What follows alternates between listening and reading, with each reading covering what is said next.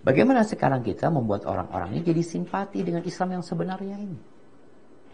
Caranya, perbaiki akhlakmu. Perbaiki akhlak. Karena bicara Islam ini bukan hanya akidah. Islam itu bicara tentang keyakinan. Yang dari keyakinan itu akan tumbuh menjadi sebuah perilaku. Perilaku seseorang itu ikut keimanan dia. Ketika dia orang yang baik imannya, insya Allah perilakunya baik. Akhlaknya mulia. Maka tunjukkan hal itu kepada kawan-kawan kita. Kepada teman-teman kita. Sampai dikatakan, kunu du'atan wa antum samitun. Jadilah kalian pendakwah-pendakwah dalam kondisi kalian diam. Nggak harus ngomong, kalian berdakwah itu. Tapi tunjukkan sikap yang baik. Sikap yang mulia. Jadi ada perkara-perkara dalam agama kita yang begitu indahnya, tapi kita kurang melakukannya, jamaah. Contohnya ini tentang berbagi sama tetangga. Mungkin di kota-kota besar udah nggak lagi ya, tetangga nggak tahu sama tetangganya. Padahal di masa Nabi SAW, Nabi perhatian sama tetangga. Bahkan beliau mengatakan, wallahi la yu'min. Demi Allah tidak beriman. Siapa? 3 kali beliau bersumpah. Wallahi la yu'min, wallahi la yu'min. Siapa? Yang tetangganya tidak merasa aman dari godaan tetangganya tersebut.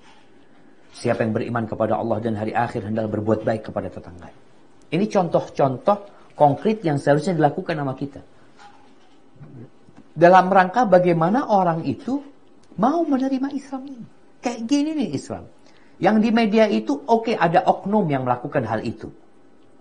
Oknum. Kita sepakat. Nggak bisa oknum melakukan itu lalu kita timpakan kepada agamanya. Ketika ada oknum dari Nasara, oknum dari Buddha, dari mana melakukan sebuah kesalahan, yaitu adalah oknumnya. Bicara agama kita, kenapa selalu Islam yang disalahkan? Maka sekarang bagaimana kita menjadi pionir-pionir yang menebarkan agama Islam lewat akhlak dan perilaku. Sampaikan kepada mereka. Kemudian alhamdulillah, media sekarang begitu mudahnya. Tahapan dalam beragama itu juga harus diperhatikan oleh seorang pendakwah. Ketika yang kita dakwain ini orang punya 10 dosa, jangan 10 dosa kita kasih tahu dia. Satu persatu yang terpenting. Yang tadi kalau dikatakan kalau ajal menjemput dia insya Allah dalam kondisi beriman gitu. Umpamanya dia melakukan kesyirikan, gimana nih kesyirikannya hilang? Lalu nanti yang kedua, yang ketiga, yang keempat. Kemudian ketika ada orang mengatakan, umpamanya, iya tapi berubah itu butuh proses. Nah, proses itu ada yang lambat dan ada yang cepat. Mintalah kepada Allah supaya prosesmu cepat. Karena ada orang yang berkata proses ini dari bisikan iblis. Dia mengatakan nanti. Ada yang bisa sekarang, kenapa nanti? Kenapa nanti?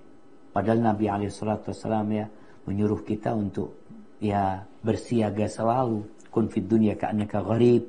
Hiduplah di dunia seperti orang yang asing atau abirus sabil atau orang yang sedang transit.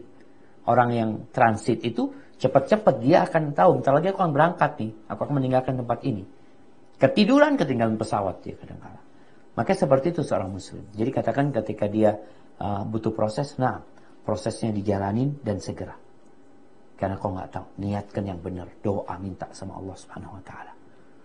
Karena memang semuanya butuh proses. Namun tadi jangan sampai engkau dalam proses kematian datang, padahal engkau bisa meninggalkan hal tersebut tapi engkau masih lakukan. Hadza wallahu a'lam bissawab.